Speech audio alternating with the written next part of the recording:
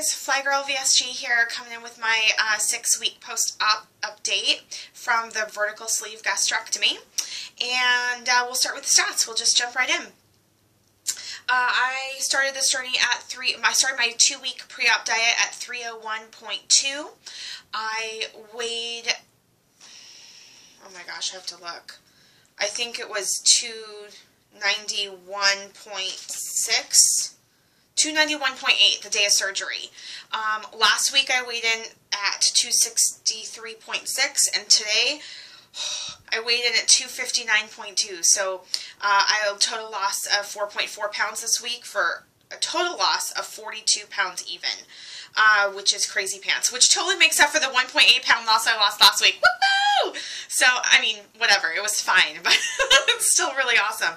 I haven't been in the 150s in a couple of years, and even then I briefly saw it on the way down, and I don't remember seeing it at all on the way back up. So I'm super stoked. A couple things I want to talk to you about that I've been kind of going through. I have a list of ideas for the upcoming weeks, and if there's anything that you want me to talk about, or you have questions about either my journey or my experience or my opinion on things, feel free to post it in the comments, and I'll put that on my list of vlog ideas for the future. But today, I want to talk about a couple things. So my skin has been very, very angry, and I thought I had eczema. Like, I have eczema, and I get little spots of it. You can see here, look, I have a rash, basically. But here's the thing about that. I have that all over. I have that on my butt. I have it on my hoo-ha. I have that behind my knees. I've got it on my neck, hands, arms. Like, I don't know if you can see that, but it's all over. It's so bad. Just all over. So I've had that for about a week, and I've been thinking, like, putting topical steroid on it every now and then, and just trying to be gentle in the back. Like, I wake up in the middle of the night scratching, scratching, scratching. So, like, I've been taking Benadryl to try to, like, have the antihistamine, I guess, is kind of what I was thinking. I wasn't sure. But every day it's getting worse and worse, and I woke up out of the shower this morning, and I had it all across my belly. So I was like, I'm done with this. Like, I thought it was eczema. My eczema is totally hormone.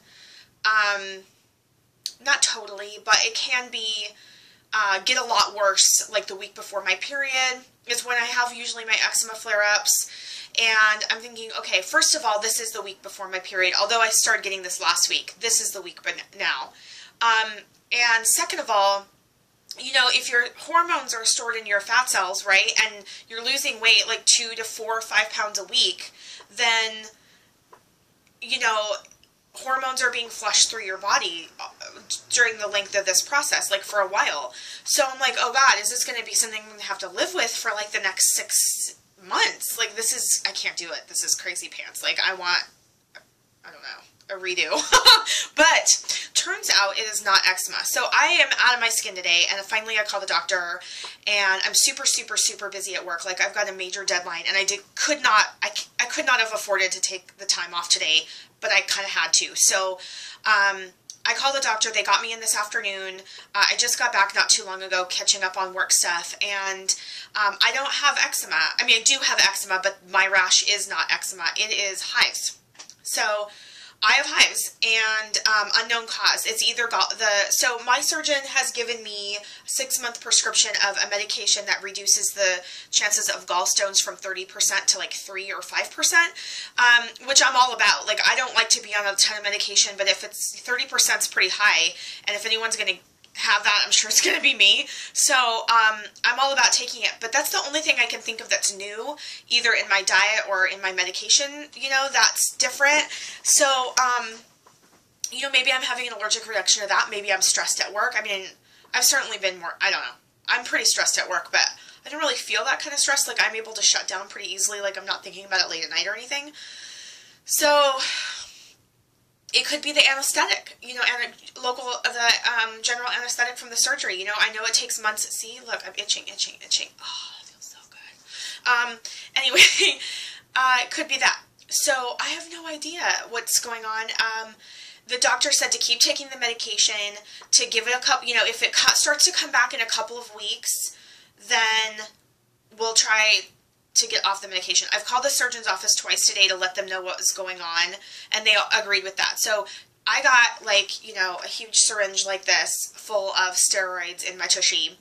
And already, I mean, I was going home scratching, and already since I've been home, so it's been like an hour and a half since I got the shot, or 2 hours, feeling much better already. So here's the bad news about getting the steroid shot, and I don't know if anyone's ever had a systemic steroid shot before, not a cortisone shot, not a localized, but a systemic shot, is there side effects. And the last time I had one about a year ago for an overall eczema breakout, due to beer, by the way, so I'm glad I can't drink beer anymore, is that I was really depressed, like dark place. And it was only like 1 or 2 days, but it sucked. It sucked so bad. And the doctor didn't tell me to expect, like, by the way, you could be hyper, you could be blue, you could be irritable. I had no idea. So I just went home and thought, great, I'm going to be better. So now at least I know to expect that there's going to be a side effect. And if it's depression, I know that in a couple days I'll be out of it and it'll be fine. Last year when I had it done, I literally wanted to jump off a bridge. Like, I didn't, like, go into psychosis, or I wasn't, I'm being a little dramatic here, but I can't even put it into words how blue I was. Like, it was dark. Like, I felt like somebody had covered me in a black sheet, and I just had to walk through the day like that. And I'm sure people who are depressed or have depression know what I'm saying. My depression's usually, like, much more mild than that, even though it can be consistent. That was pretty rough. So I'm expecting that tomorrow and the next day are going to be pretty bad, which is why I wanted to make my video today. I was thinking about putting it off just because it's late and I'm tired and I want to get off work. But, well, it's 5 o'clock anyway. But, so that's that. And then another thing I wanted to talk about super fast is something that I've been going through. Last night I started getting really stuck up here in my head about, like, calories and failing. Like, I just kept thinking, like, I didn't do this for nothing. Like, I keep worrying that somehow I'm doing this wrong. Like, I'm either a few grams under my protein goal or like 20 grams over, and I feel like I'm eating all the time, and I think it's because I have to remind myself, like, I know I'm only 6 weeks out of this, and these skills are still developing, but like last night I had half a yam, and I put some cottage cheese in it and a dab of butter and salt and stuff, and I was sitting there, I'm like, okay, I've eaten about half of the yam, so half of the half, so a quarter of a yam. And I'm starting to feel full, and I'm eating slowly, and I'm thinking, I want to finish this. Like, this is so good. Like, I want to finish the yam. And then I just kept replaying in my head over and over again what the dietitian said in the pre-op diet class, which is stop at the first sign of fullness. So I took like 2 more bites, of course. And I put the rest in a bowl, and I put foil over it, and I put it in the fridge. And that was really hard for me to do. And it's not the first time that I've done that on this. I mean, I can't really hold that much food. And I was hungry 3 hours later, which is a whole other issue. But I did it. And I was really proud of myself for having done it and not finishing it, because I probably could have. I would have been uncomfortably full, but I could have finished the yam. And instead, I mixed some cooked spaghetti squash and had the rest of it today for lunch. It was so good. It was perfect. You know, it was less than a half a cup. You know, or maybe a total of a whole half a cup of food with the mix together. So it was really good. And but something about that process got me all stirred up. And I was sitting there, and all of a sudden I started getting all this anxiety. Like, I'm gonna mess this up. I'm gonna, you know, my diet. The nutritionist says eat between 600 and 900 calories a day, and I meant to do an average before I did the video, but I forgot. But I've noticed that my calories are like between 680 and 830. So I feel like that's reasonable. Like, that is that's still within the range. I've had one day where, I don't know how I did this, but I did have one day where I was at 1,100 calories. I think it's because all I ate that day was cheese and crackers. But that's another thing. Like, you know, I have to make these choices, and I want to be able to eat good food. I'm a total foodie. Like, letting go of that is hard.